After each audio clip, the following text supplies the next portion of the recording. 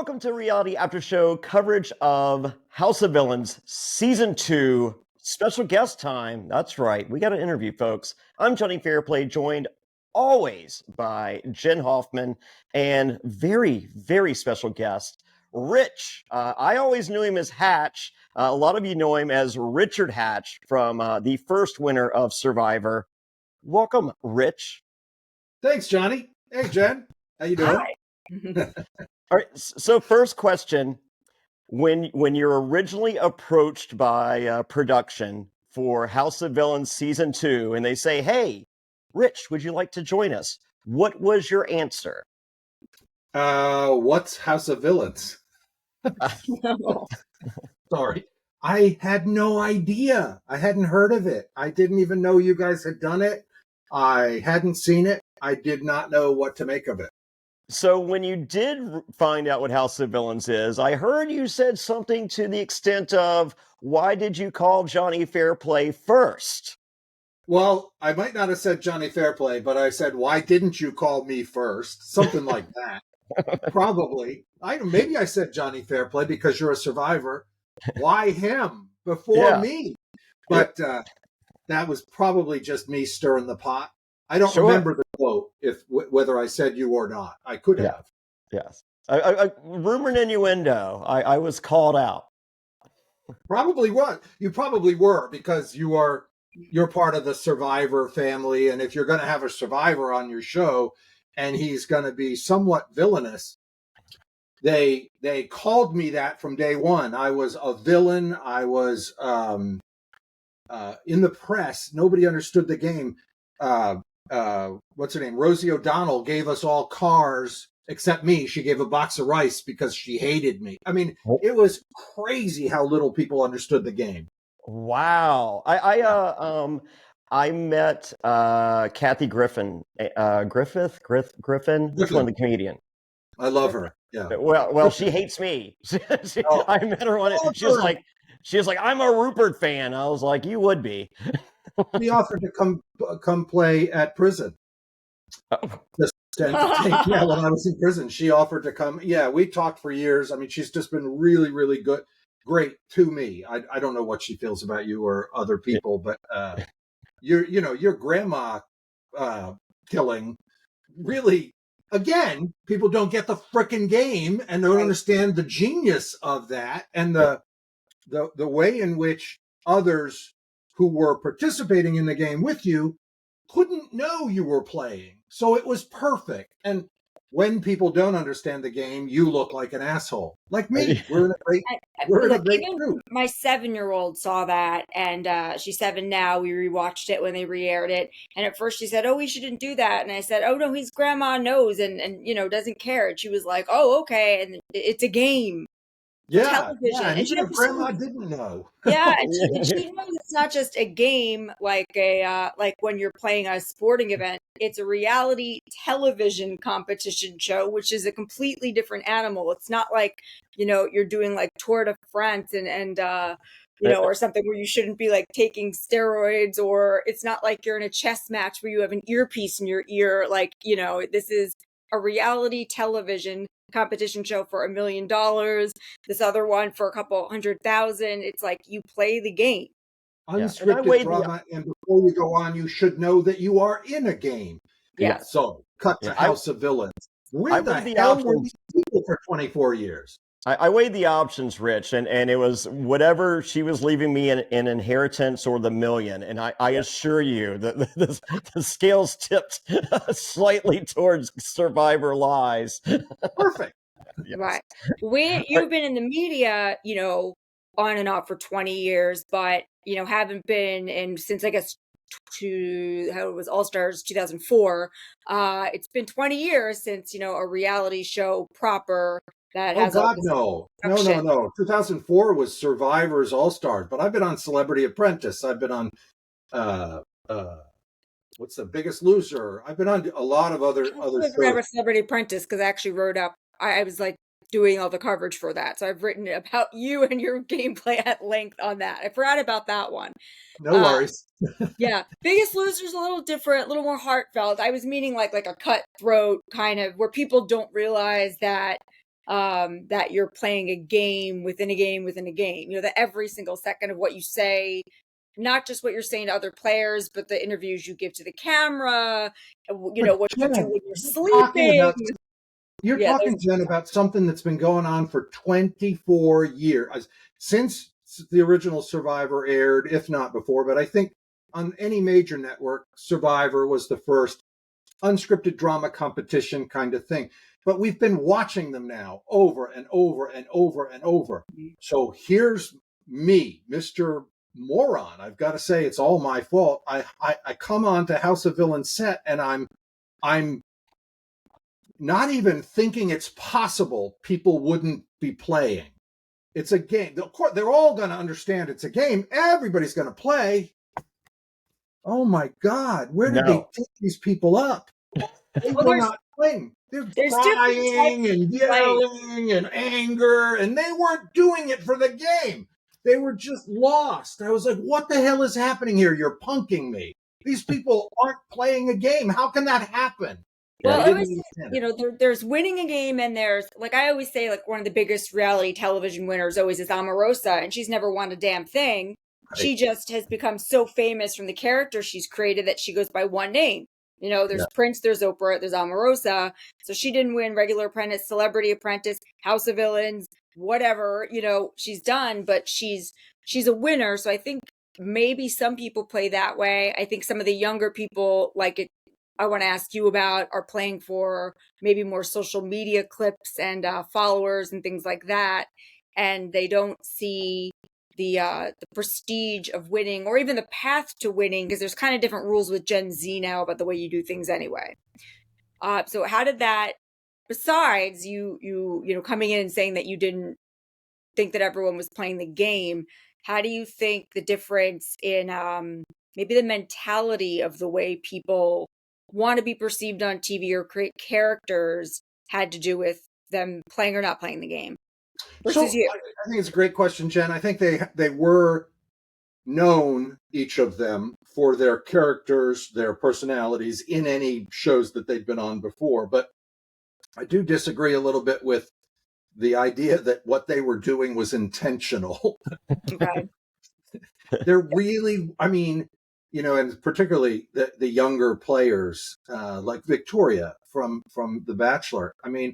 She was so emotional, so caught up in her own world and her own emotions. But she really was like financially strapped and really, wasn't able to pay her tickets. And she was there for the money, but still couldn't focus on what it takes to play the game. And that blew me away. I have never seen women in my entire life treat one another the way these women did.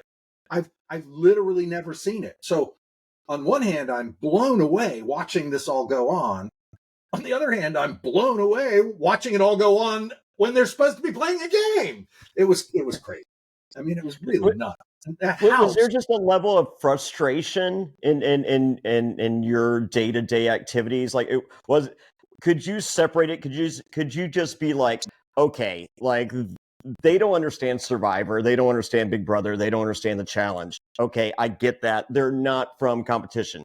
But could you just step outside yourself and be like, okay, forget it. I can only do what I can do, and whatever that insanity is, I will allow it to be? Or were you just like, I've got to somehow corral these cats? I was able to do both. I was able to kind of rest with that idea of what the hell's going on here, because they were all drunk and hungover. So I had the morning and practically till the afternoon to myself in the jacuzzi and pool. I noticed. I was just there every day for hours and hours and hours. But I could think through what the hell's going on with these people. But then you're right. I did have to say at some point, look, I'm going to have to figure this out. I'm going to have to play with these people who aren't playing, which is going to involve teaching. And you're often reacted to negatively when you're trying to teach people things, especially in this venue. Yeah. So it didn't go all that well. Do you think it was a slight miscalculation on your part, though, of who to teach? Because Camilla is smarter than she seems and is presenting and is actually playing a good game. So, you tried to offer some guidance, which was very unwelcome, where there are other players that aren't as sneaky as she is and aren't gaming that maybe really would have looked to you like, oh my God, this guy can save me and help me and guide me. So do you think that maybe Camilla was playing a good enough game to play you where the person you did guide, maybe you chose wrong? Well, maybe, but she doesn't think so. And I don't think so. She Okay. wasn't playing as well as, I don't think she was playing as well as you just described. I think the move that she made was at her expense. And I think the regrets will play out in ways that are really, really obvious. But more than that, I think I've already spoken to her, obviously, since then. And the idea that she was wrestling with internally who she could trust, and so decided to trust none of us, was a flaw in her game. Because in any of these games, you have to trust yourself enough to trust somebody for at least segments of time. You can't do it alone. That's good insight, because as a viewer, you can't tell if she's a better gamer or if she just isn't trusting anybody, like how she, kind of makes an alliance, not an alliance, but a little promise with Wes, then goes back Yeah. from that, then tries to apologize. And then you think that Candy and you are her alliance. And then, she steps away from that. So you can't tell if she's being just villainous, playing towards the game, being a gamer, or if it was just more of her own internal confusion. We don't know. It was internal confusion, and she threw the spaghetti at the wall, and it wasn't sufficiently planned to protect her as she should have and needed to do. Okay. With the edit that we got with the conversation at Top Golf with the three of you, the edit that's presented, it appeared as though you were perhaps mansplaining to Camilla. Yeah. Okay.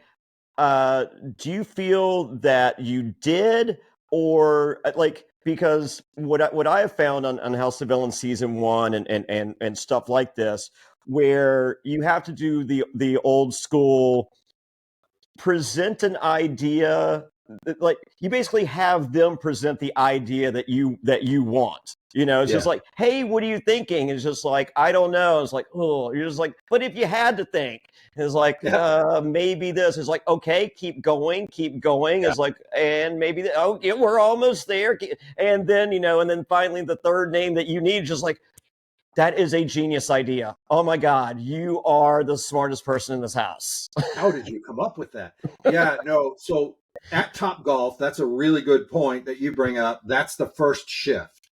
So we had time to really kind of lock in. And the truth is, as I've talked to her afterwards, she really was following. And then she got sketchy, thinking, oh my God, but he's like one of the best players ever. I watched him. I know my grandmother said, beware. He's a man, So she talked herself into or out of what she had come to believe had been true when we had come together. So at Top Golf was the first sign I got from her where things were weird. She said in the car ride to Top Golf something like, I don't know if I want to talk strategy so much as just, have a good time.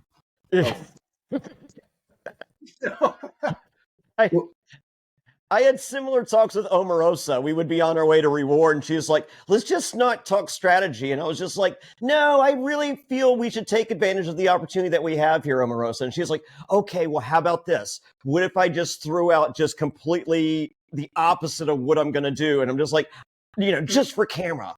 And I was just like, no, I really don't feel as though that's productive either, Omarosa. Let's just really just stick to what we're going to do. I really think would be optimal right here, right now.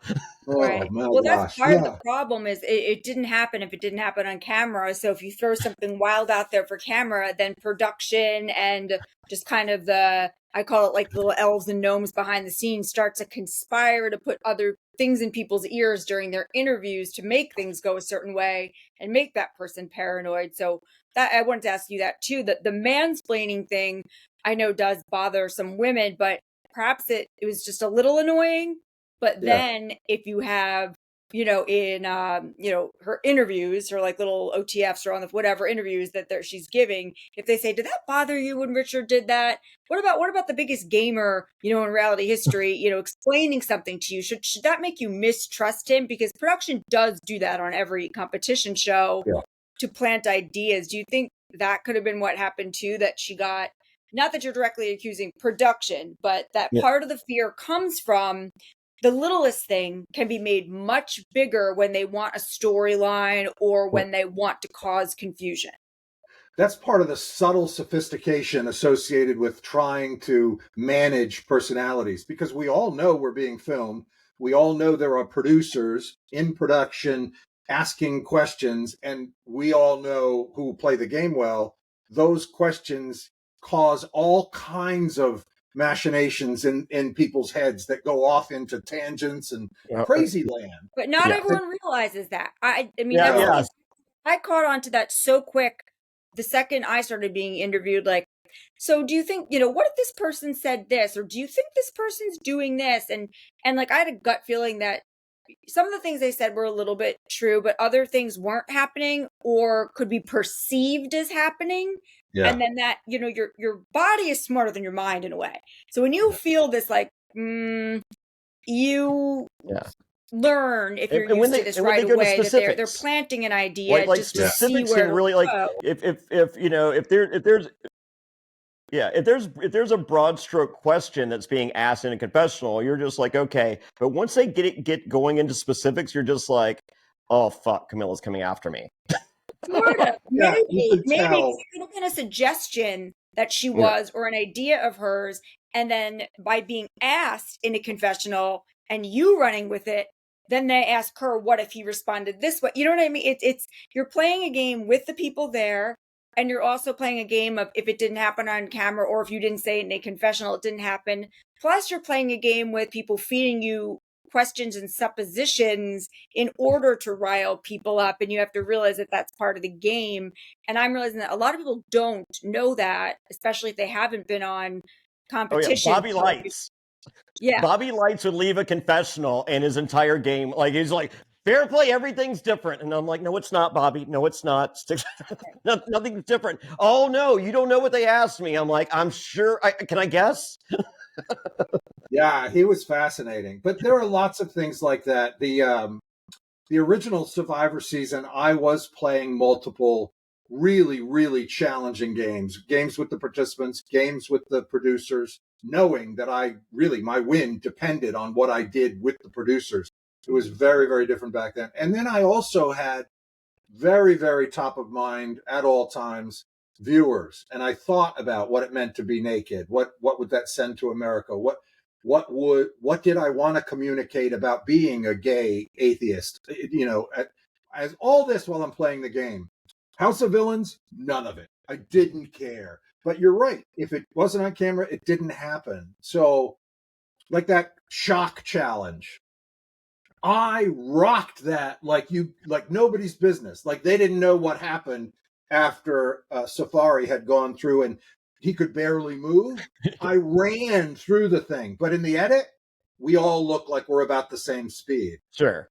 Oh, it didn't happen. I did notice that. Then they said there was only 6 seconds between you and Jesse, but they did make it look like it was very, very well. They did show that Safari was more for. You could tell that you and Jesse were not as afraid to bump the rail. If you're going to get shocked, you're going to get shocked. Your competitors, who cares? You get a little shock, you keep going. You did gather that you were there to compete and you weren't afraid of a little shock.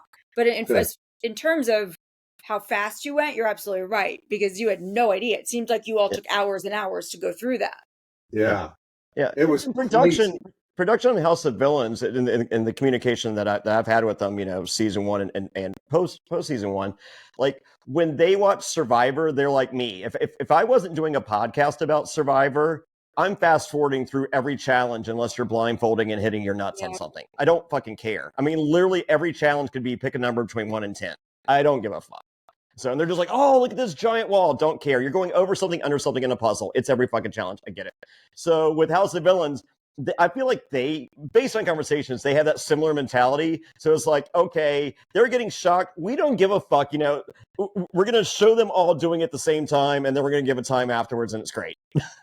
It's true, but there are so many viewers who are enthralled by those competitions, and they don't, because I don't know why, still get the game core. So that part of it, who won? Who won that? And what does it mean? Nothing. Yeah, aside from Big Brother, it's like almost inconsequential on most of these shows. Yeah. It's true. I've said that for 24 years. I've talked about that it doesn't matter. I won one challenge in the entire series, you know, and that was... Yeah, Ethan made fun of... I have the record for most rewards enjoyed in a single season by a single survivor. And Ethan's like, what are you doing? You can't do that. And I'm like, but I did. Yeah. I was like, just play with a bunch of idiots. And they're just like, who won the reward last time? And I'm just like, I didn't. I was like, but if you win, will you take me? They're like, yeah, Fairplay didn't go last time. Just like going to get water. Going to get water is where every mosquito on the island is. They're like, hey, Fairplay, can you get... I'm like, I got water 2 days ago. They're like, oh, Fairplay got water 2 days ago. Okay. I never went and got water. I went the first day, saw the well, and never walked back there. Yeah, but Johnny, you didn't win. That's true. Close. You can measure that. I can. I can definitely measure that. Yeah, so that's the deal. So you're making their point that maybe those are some of the things that distanced you from, you know, people voting for you to win. Who knows? These games are, I think, fun, sophisticated, complicated, really, really individualized. You really have to, you can't just generalize across people because everybody's reasoning shifts based on their mood, based on how much they've eaten. I mean, it's really fascinating. And I think that's why we're drawn to it, because we get to ask ourselves, who are we and what's going on? Yeah, and maybe even more so. What's funny on Survivor, it should be way more dependent on your mood or if you've eaten or if you've slept or whatever. But it seems like House of Villains is way more volatile based on those things than a place where you're truly, you know, the elements and what you've eaten and any small thing should be affecting your game more. Now you're in a house and you have all the food and alcohol you could ever want and a bed and it seems like those things are affecting people. Was that surprising to you or frustrating, or do you think that affected you at all, that these people had everything that they could want, you know, and yet were still kind of behaving like maybe diva-esque or emotional or just very reactive to everything? Well, there you go, diva-esque. So had everything they could want. Not for some of them. The things that these people want and expect or feel entitled to, it's amazing to me. You know, they're not on Survivor. They weren't on Survivor. They don't know what struggling is. But further than that, more than that, in real life, many of them don't understand that people are struggling, and that their position in life is fragile at best, and that they're not entitled to think of themselves as better than anyone else. I'm not picking on anybody in particular. I'm just saying there is this fascinating kind of detachment, I think, from what is needed and what somebody wants. And these people act as if everything they want is necessary. We need it. Yeah. And that's just bizarre. That's I get a little frustrated there, and I tried not to show that obviously during the game, but it's just sad to me that people don't make more of a distinction between those ideas of needing something and wanting it.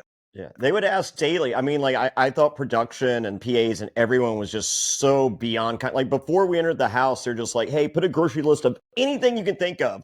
So I did this massive grocery list of what, like, and I'm just like, I'm not going anywhere anytime soon. So I get there, everything's in the fridge, everything's in the cupboard, and they're just like, oh, I didn't even make a list. And I was like, oh, well, you should have, because everything I made, and they're just like, oh, I'll just eat your stuff. It's fine. I'm like, oh, okay. Well, I guess I'll, you know. And then, you know, the next, they're like, Fairplay, do you need? I'm like, no, I have everything I need. And people are just like, oh, you just can't get anything around here. And I'm just like, you can get everything around here. Like, what like, Bobby Lights got anything he needed at that house, I assure you. Yeah, no, exactly. That's a perfect example. We got treated like gold by production. Anything we wanted, just ask, and it would arrive. And I was off put is an understatement, because production would bend over backwards to make sure you were comfortable and had everything. And then after doing that, and people just kind of saying nothing, 10 minutes later, people would be whining and complaining and demanding, well, I need, after they just come back from getting what we needed. There's just no thought about anyone else's or consideration for other people's jobs, lives, whatever. And maybe they don't have to, part of the game. But it's a different world. I mean, like Hatch, we both came from the Survivor world, and they act like Tanisha and Bobby Lights are like, what is Survivor? And I'm just like, what do you like, what's your alcohol budget per day on Survivor? And I'm just like, huh? And then they're like, I'm like, well, what's yours? They're like 10,000 every episode. I'm just like, yeah, we're just trying to get water. They're like, why the fuck you keep talking about water? So I finally basically have to stop and explain what Survivor is, and they're just like, so you're supposedly smart, right? I'm like, yeah, I guess. And they're like, the Apprentice was the same. I mean, survive to go from extremes. We were put in Trump Tower. I mean, we had our own suites, we had our own valets, we had anything we wanted from any restaurant at any time. It was unbelievable, and yet the whining and the complaining. That's when you're on a celebrity show. I'll say, like, as I was on the regular Apprentice, and they treated it very much almost like Survivor-esque, where you don't see that we wouldn't eat and sleep. We didn't sleep. So when you see a 2 or 3 days task, there was zero sleep from then until, so people didn't know that. They'd be like, how do these business people that are supposed to be so smart, why do they look a wreck? Why are they tired? Why are they ill? Well, because we've only eaten Domino's because we only had this amount of time. We haven't slept in 72 hours. We haven't, and then there's people there that make quite a bit of money that were genuinely, it was all over the map. There was people there that didn't need that shit. And they would be a little bit more demanding, like, no, I'm not going to do this. And there's people like me who wouldn't say or do certain things. But when you are a celebrity, like you are now going into House of Villains, they're collecting reality stars or celebrities, Celebrity Apprentice, they're collecting people. They know they have to treat you at a certain level. Yeah. And they really did. Yeah. Wow. I mean, just, thousands and thousands of dollars worth of suits and shoes and clothes. And I mean, just anything and everything food wise. Like it was crazy. It was really awesome. That's interesting. That's something like for a good thing for viewers and audience members to know. It's that when you play the original game, you're really on your own. And then things like House of Villains, traders, celebrity versions of anything, then they have budget for wardrobe and your own room and all these different things. So you're almost a different person coming in, A, because you have the know-how, and B, things are made a little bit more convenient for you coming in. But at the same time, you have these massive egos playing against each other. Yeah. Who do you think had the biggest ego in the house? Wow, there was competition for that. I mean, and it ran the spectrum, because it wasn't like Victoria from her life had a bit of an ego because she was so self-centered, but not from the standpoint of how she was living now, but how people are living now. I mean, both of the housewives and Safari and maybe some other, I mean, they're Wes quite well off, and go ahead. Wes has an ego. Wes there's a whole other spectrum. There's an ego that's not attached to kind of reality. I'm a genius. He just makes that up, but then he lives it too. And then one of the things I think that was a flaw of Wes's was that he wasn't playing as well. Now, I'd never seen the challenge, and I didn't know who Wes was. But within moments of being in the house, I recognized him as someone I needed to pay attention to, someone I needed to watch. He was certainly observing people, and I could tell he was going to play. But he did not play as well as he represented himself. And so that's fun to pick on, because that whole many, many days in the beginning, he just wasn't playing very well. And so as I'm learning who he is, I'm taking it in and I'm not thinking he's playing very well. And so he's not as much of a threat as everybody thinks he ought to be. And maybe that's why you felt more free to point out, hey, people are, because I was wondering about that, why you pointed out, hey, look, people are following Wes. They're listening to that guy. Hey, Jesse's not eating the bad food. Yeah. Well, I'm thinking to myself, you, somebody as a, as a good gamer, I was like, was that, a good move? Or I was wondering why you felt so comfortable calling out Wes. But that makes a lot of sense that if his behaviors and what you saw, you observed that you knew he was trying to game, but didn't think he was good at it, that you'd be like, oh, why are you guys following him? He made some really serious missteps, and I was using them to help people see that he thought he was in the catbird seat, but he wasn't. But he was still dangerous. And they were real examples. One of the things I try to do when I play these games is I need to be as honest as I possibly can. So I try to use real, concrete examples to help people. And so they understood, look, Wes is a threat, but they couldn't tell what was going on among Safari and Wes and Jesse. And I mean, they really couldn't tell what was happening there. So some listened to me and some didn't. It's Jonny Fairplay, reality TV icon, Survivor Hall of Famer, and I'm talking today about Work Money. Work Money is a non-profit organization that focuses on lowering costs and raising incomes for all Americans to make American life more affordable and American families more economically secure. They provide products, services, perks, benefits, tips, and tools to help members improve their financial lives. It's time to level up and make more money in this economy. We're talking getting rich. Now, this sweepstakes is giving away $50,000. You can use this to pay your rent, your mortgage. Imagine what you can do with all the money that you'll save. Now, this is put on by Work Money, and this site has all these sick benefits, and it's free. Go sign up right now and get more rich.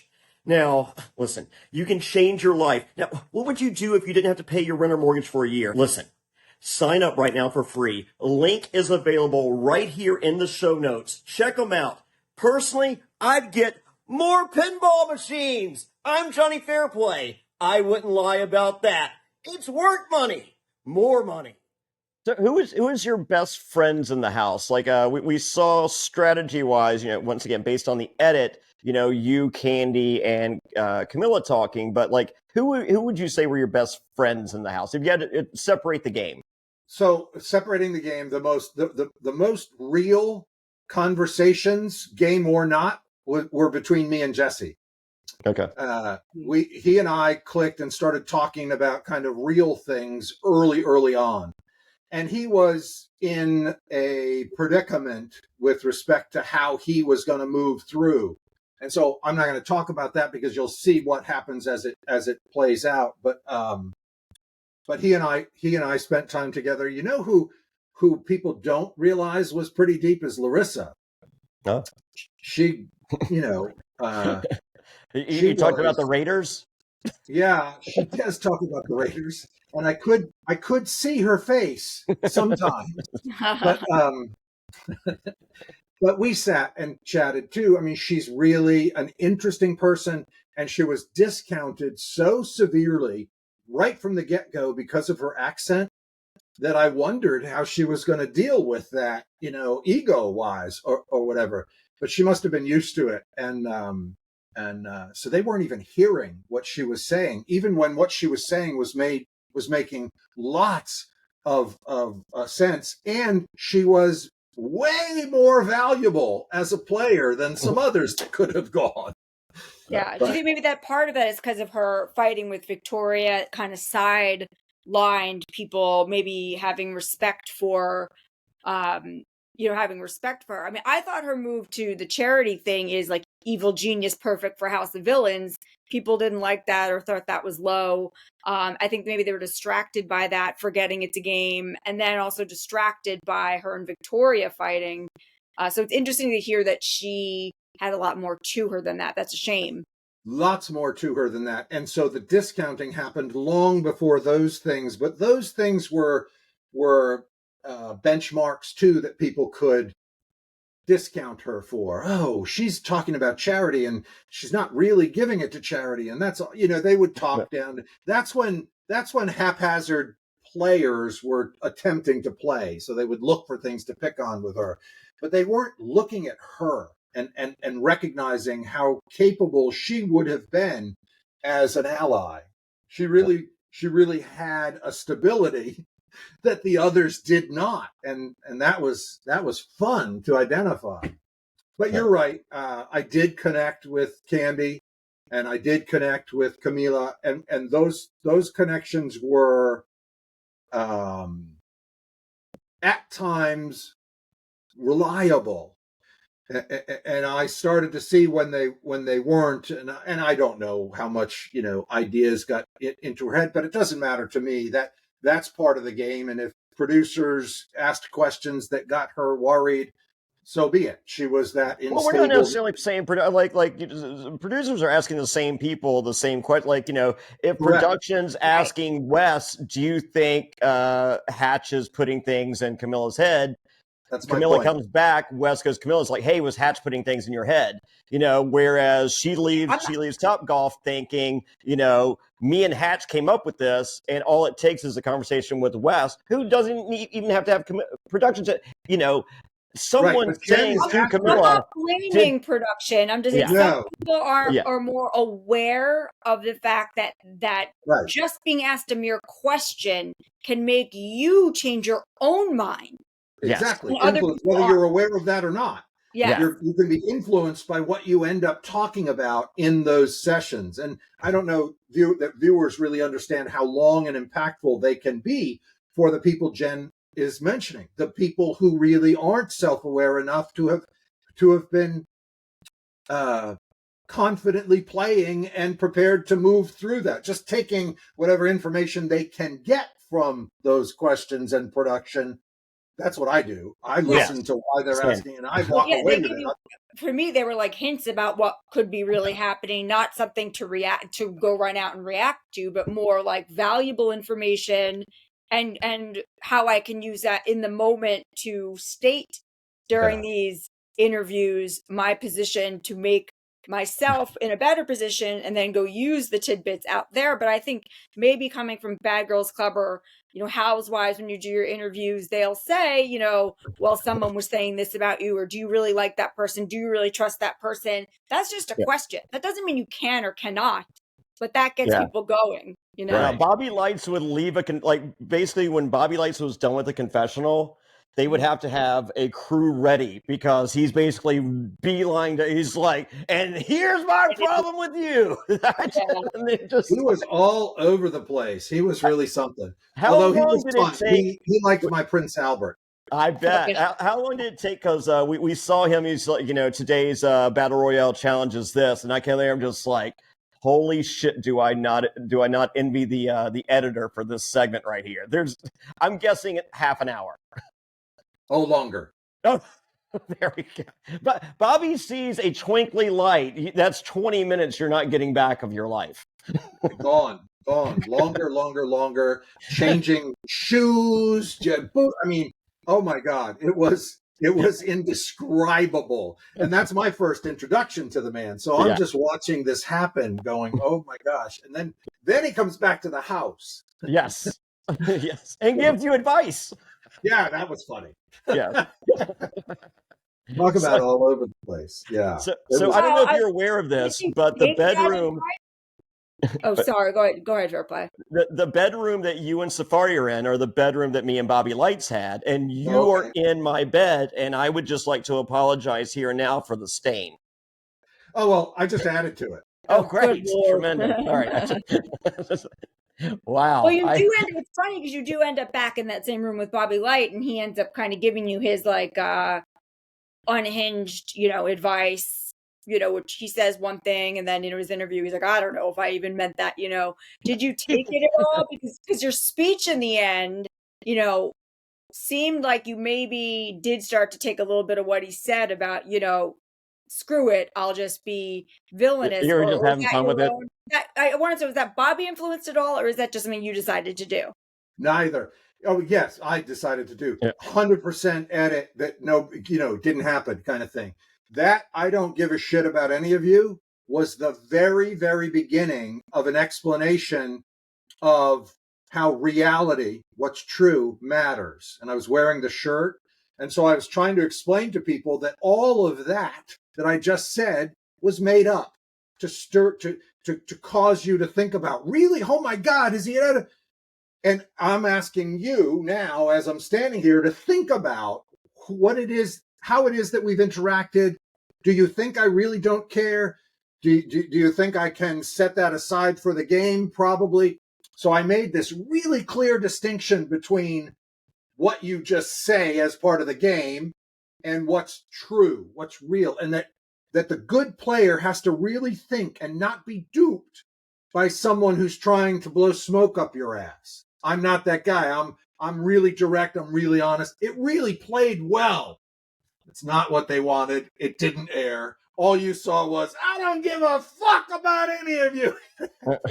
So they really like condensed that part down, so they didn't don't even play anything after it. Why you said that? I mean, you do get like maybe part of a sentence one part follow in the same tone. Yeah. Right, it makes sense, but it also could be because it's a little bit lost maybe on those players. If you were in a different room of people, other people could have been like, "Well, that's a good point." It was, and several of them talked to me about how they did get it and how that made sense and how it made them skeptical about somebody else, but not Teresa. So that's the edit. Teresa's like, what's he even talking about? Yes. Yeah, and like New York, who you already had a kind of feud with, who you wanted. New York got it. Yeah, New York, that was an edit. New York got it. New York's, I had a real, wow, what the hell is this thing in the beginning? But over time, I started to recognize that there was more going on beneath that in utter insanity. And that's one of the things that I'd never encountered before. She walked in and just wanted somebody out of the room. And she was just uninterestingly unbearable to me. Just like, what the fuck? I didn't even pay attention to her. And she picked up on that. That was my fault. That was me being stupid and not playing well. That she didn't like that. And then she's there is more to her, and I hear that she could be even more likable too, but she's just so caught up in her own character and her own thing of almost too now, 20 years now of being this personality in New York, this show marquee having her name on it. So, and I'd never seen her. I didn't know her. I'd never seen her show. Didn't know anything about the woman. Oh well. You met her. I know. Yeah. So you've given a few interviews, and in one of them you had with Entertainment Weekly, you had said something, and this was pertaining to Survivor, but I think it can pertain to this show too as well, that there's really no such thing as old school versus new school, or if there is, it doesn't matter. Can you explain a little bit more about that? Yeah, so I think it's a marketing tool. I think it's bullshit. I think it discounts any good player. I think when you separate this kind of, they did it this way, and now you're doing it this way, you youngins, you're suggesting that someone who's played it one way can't come in and be effective. That's just stupid. The effective winner is someone who's adaptable, period. You had to adapt when you went into the first game. You have to adapt when you go into whatever this new game is. And no matter who it is that's coming in with you, whether they've played recently or played long ago, all of us have to adapt to whatever is the makeup of this particular game. It's not about whether you are from an era or not. It's about whether or not you even understand the game and are adaptable sufficient to play well. Do you feel you were adaptable to House of Villains? Because no. Okay. I screwed it up. Good, because I was going to say, don't listen to our other podcast. I haven't heard your other podcast, but if you picked on me and called me an idiot, you're smart. You're right, and I'm with you. I would have done the exact same thing. I was so blown away and was playing so badly because I expected people to play, and they weren't playing, and I didn't adapt quickly enough. Yeah, I see you if you're on, say, a season 50, Survivor 50. Yeah, I see that game going much better for you than this. No question. It felt for us as viewers, it was kind of a fish out of water scenario for you. So I mean, there, so versus Survivor, you've been there, done that. Like as you said, you can call it old school, new era, whatever you want to call it. It's still Survivor. Yes, but I don't even think this is new school. Like I get what you're talking about, and I screwed it up. Yeah, well, this isn't new school. This is just a different animal. This is a different animal. This is not just people coming to play with competitor mindset. Which if you're going to go on Survivor, it doesn't matter how old you are. You have a certain competition survival mindset there, regardless of what your feelings are, regardless if you're Gen Z or have different, just different sentiments about how people should even behave or act. It's still kind of the same game. This is totally. Look, I don't give people a lot of credit. Humans in general, I talk all my life about how fucked we are as a species intellectually. I just truly believe that. But what I learned in House of Villains, that I am an idiot and that I still give people way, way, way too much credit.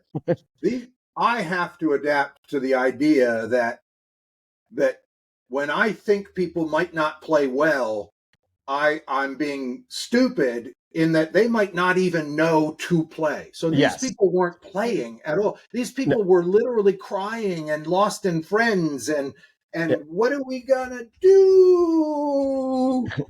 And I have to really work to get to where that is. And so I didn't, and that was my fault. But I will if ever I encounter that again. What Jesse Goddard's explained to us, he was just like, he goes, this isn't Survivor, this isn't Big Brother. He was like, he goes, and no one knows my game. He goes, I basically got there, analyzed the situation. He goes, my best move for the foreseeable future: take off my shirt, show off my muscles, listen to all these mundane conversations about TikTok views and followers 24/7 and go, that's amazing. Yeah. And that's it. Yeah, basically, to act like a bimbo, act like he didn't really know what was going on until it's time. Jesse's playing the dumb blonde. Yeah. Well, remember, these are, as I'm saying to you now, this is my perspective of my game. That's his perspective of his game. Yeah. And my perspective of Jesse's game isn't the same. Oh. I think Jesse was way too vocal. Oh, okay. Way too early, way too involved. And it wasn't just observing. And he has one thing that he and I connected on, I think, because I really cared about him. He kept saying, you know what I mean? You know what I mean? You know what I mean? You know what I mean? You know what I'm saying? And I was like, wow. And that signals kind of a lack of confidence and an insecurity that isn't reflective of how strongly he feels about the things he's thinking or saying. And so we worked on that. Anyway, it gave away a lot of what he was thinking to other players. You'll see. What you've seen so far in House of Villains looks like Little House on the Prairie compared to the episodes about to come. I know no spoilers, of course, spoiler-free pocket, but I just, I love to enjoy it as it happens. But I have heard from this moment on, this house is a different animal, and I am here for it. Yeah, no, wow is all I can say. Yes. Wow. Holy Moses. Yeah, no, it's pretty, like, I don't give a crap about marketing the show. I'm not doing that to get people to watch or whatever. I'm like, this is nuts. Yeah. I mean, it really gets nuts. So, all right. Well, I don't know if it's the next episode or after that, but it's, I don't know the editing, but they get crazy. Whacked. Yes. Yeah. So, for you. Final question for me. Given the option of House of Villains All-Stars or Survivor Season 50, what does Richard Hatch choose? If I had to choose between the two, it would be 50. Okay. Yeah, it's a game that I love the game. Yeah. You know how I feel about the people behind the scenes and what they've done to me and unnecessarily, but the game is incomparable. I mean, it's just an incredible, incredible game. And I'd like it to be longer than the shortened version, but whatever it happened to be, Sure. if I had to choose between the two, I would play the game where all of the participants, even if they don't understand it, are at least there to play the game. That gives me a follow-up question, and then what my final question was going to be. My follow-up is, do you think that you have to be a little bit ass kissy or kind or not criticize Survivor to get back on Survivor again and again? Like, I don't care if I need to. I'm not. Right. That's just not anything I would ever do. I think Jeff Probst's behavior has been despicable. I think he's a despicable human being, and I think Mark Burnett's lack of involvement in my life has led to much of what I'm still enduring, and I think the power that they've achieved in their positions and the inconsideration for those upon whose backs they're riding is disgusting. It doesn't take much. It wouldn't take much for them to deal with some issues, and I'm open to talking about them anytime. But even though Mark, for example, at the 10-year reunion said, if you ever need anything, Rich, just reach out, he's refused to even interact. And Probst has said things in the press that I've forced him to correct, but still continues to say things that damaged my life, literally in real life while I was in court. And it's unnecessary, but it's just despicable to me who they are. And I'll never shy away from saying that or suck up to get on the show. I don't care if I'm ever back on the show. I would be shocked if they ever invited me, but I think viewers would love to see me there. I would certainly love to play the game, but it would be so separate from who they are to me. Like watching the show. I love Jeff and Mark. I think they're great. I just want to go on record. Yeah, this is fair play, making sure that let me see those pads. Jeff Probst doesn't push his ban button, which he does. When people say you have those knee pads. Are they hanging over? They're signed up. They're extra cushions. Extra cushions on there. I'm running later. Yeah.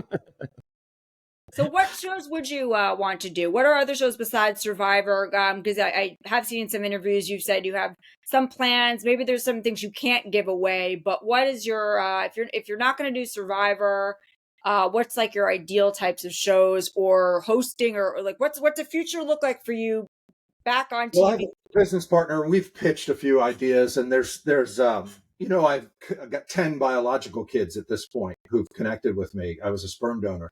So there's some concepts around that would be fascinating. They're all interesting, attractive. They're 30, 31. That's fun to me. But there are other possibilities, let's just say, on the horizon.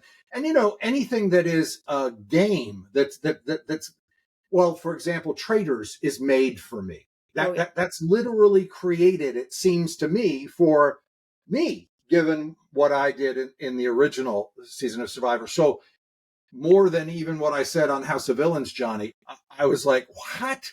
There are other survivors you've brought on here and you haven't invited me yet? What's going on? Will that echo through the universe? Who knows? There we have it. So, Hatch, where can everybody find you on the social medias? Oh, I'm on all of them. I'm on Twitter. Is it Twitter? I don't know. I'm on that thing still. Yeah. And Instagram, I don't even know how to use, but I'm on there and somehow respond to messages. But it seems complicated to me unnecessarily. Yes, you can find Richard Hatch at Hatch_Rich on Instagram and Twitter. You gotta dive through a bunch of stuff to find anything anymore. It's quite the wasteland.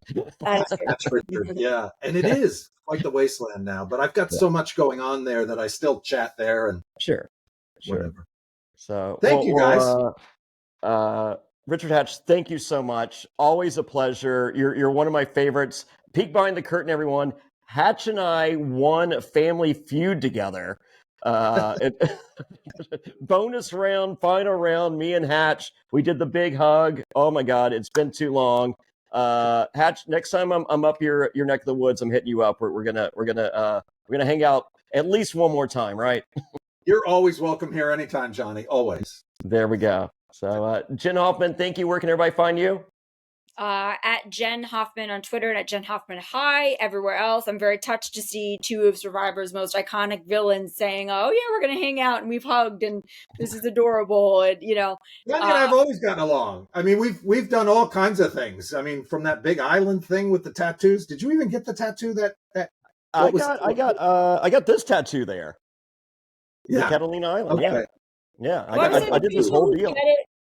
I didn't realize you guys all got these matchy tattoos. I always say the people from these shows, the people who get it. So regardless of whether people think you're a villain, an enemy, adversarial when you're on camera, or actually truly when you're playing, when it's over, it's over. You just played a game, and the people that get it tend to respect each other, know each other, and be fine with each other, and like you guys are saying, willing to hang out or have matching tattoos with whoever. So. It's The Godfather. I mean, come on. So, well, thank you so much. I'm at Jonny Fairplay on everything. No H and Johnny. Get a cameo.com/Jonny Fairplay. Just keep following this podcast. YouTube.com/aftershow. It's been amazing. Jenn and I are on the second. The episode is over. You watch on E, watch on Sling TV, watch on Amazon, watch on Peacock same week, wherever you're watching, right after the episode airs on E, 11 p.m. Eastern, youtube.com/aftershow. We're there with the immediate feedback. We're loving it.